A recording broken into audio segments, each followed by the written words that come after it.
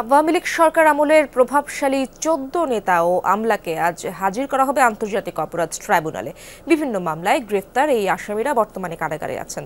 ট্রাইব্যুনালে হাজিরা দিতে যে আসামিদের আনা হবে তারা হলেন সাবেক মন্ত্রী আনিসুল হক, ফারুক খান, ডক্টর দীপু মনি, জুনায়েদ আহমেদ পলক, ডক্টর আব্দুর রাজ্জাক, শাহজাহান খান, কামাল আহমেদ মজুমদার ও গোলাম দস্তগীর গাজী। এছাড়াও হাজিরা দেবে সাবেক প্রধানমন্ত্রী শেখ হাসিনার আলোচিত উপদেষ্টা সালমান এফ রহমান ও তৌফিক ইলাহি চৌধুরী। ১৪ দলের শরিক নেতা রাশেদ খান মেনন ও হাসানুল হক ইনু। এই তালিকায় রয়েছেন আপিল বিভাগের অবসরপ্রাপ্ত বিচারপতি শামসুদ্দিন চৌধুরী মানিক এবং সাবেক স্বরাষ্ট্র সচিব জাহাঙ্গীর আলমও। চিফ প্রসিকিউটর জানিয়েছেন, নিয়মিত হাজিরা দিতেই ট্রাইব্যুনালে আনা হবে তাদের।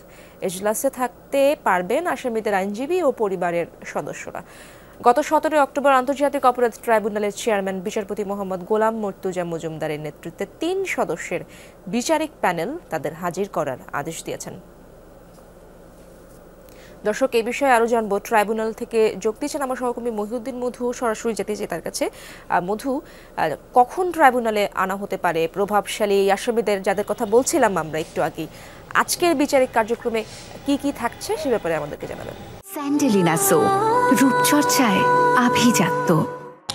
ইরশাদ, প্রথমত কখন আনা হতে পারে সে বিষয়টা আমরা যতটুকু জানতে পেরেছি সেটি হচ্ছে তারা যেহেতু কারাগারে আছেন, কেরানীগঞ্জ কারাগার থেকে তাদেরকে আনতে যে সময়টা লাগবে তারা কিছুক্ষণের মধ্যে রওনা হবেন শুনেছি। সেটি ৮টা ২০-এর মধ্যে সেখান থেকে রওনা হবেন। এখানে আসতে তো ঘন্টাখানেক সময় লাগবে। তো আমরা ধারণা করছি যে ৯:৩০টার দিকে তারা পৌঁছে যাবেন। তবে বিচারিক কার্যক্রম শুরু হবে ১০টার দিকে বা ১০:১০টার দিকে শুরু হতে পারে এবং এইরকমটা আমরা দেখেছি। এবং বিচারিক কার্যক্রম শুরুর মধ্যে আজকে যে আনুষ্ঠানিকতা সেটি আসলে হাজিরা দেখানো, আনুষ্ঠানিকভাবে এখানে থেকে এই মামলায় গ্রেফতার দেখানো, এটি আসলে মুখ্য বিষয়। কারণ তাদের বিরুদ্ধে যে গ্রেফতারি পরোয়ানা জারি হয়েছে, আপনি জানেন যে শেখ হাসিনা সহ ৪৬ জনের বিরুদ্ধে, সেই গ্রেফতারি পরোয়ানা পরবর্তীতে আজকে যে বিচারিক কার্যক্রম শুরু হওয়ার সেটি কিন্তু হবে। একই সাথে আজকে তদন্ত কার্যক্রমের যে প্রক্রিয়া রয়েছে, তদন্ত রিপোর্ট জমা দেওয়ার কথা রয়েছে। কারণ এখনো পর্যন্ত চার্জশিট হয়নি, সে কারণে সেই তদন্ত প্রতিবেদনটি আজকে জমা দেওয়ার তারিখ রয়েছে। তবে চিফ প্রসিকিউটর আমাদেরকে আগে জানিয়েছেন এখন পর্যন্ত তদন্ত যে প্রতিবেদন সেটি প্রস্তুত হয়নি, তাই কিছুটা সময় তারা নেবেন। এই সময়টি নেওয়ার জন্য হয়তো কতদিন সময় লাগবে, কতদিন পর গ্রেফতার দেখানো বা আনুষ্ঠানিকভাবে বিচারিক কার্যক্রম শুরু হবে সেটি কিন্তু এখনো সময়ের অপেক্ষা। তবে আনুষ্ঠানিক প্রক্রিয়া যেটি সেটি কিন্তু শুরু হয়ে গেল এবং বলাই চলে যাচ্ছে এখন প্রধানমন্ত্রী শেখ হাসিনাকে ফিরিয়ে আনাটাই মূল চ্যালেঞ্জ হিসেবে দেখছেন চিফ প্রসিকিউটর সহ প্রসিকিউশন টিম। তবে বিচারিক কার্যক্রম শুরু হওয়ার পর সেই আনুষ্ঠানিক যে কার্যক্রম আছে সেগুলো আমি পরবর্তীতে জানাতে পারবো।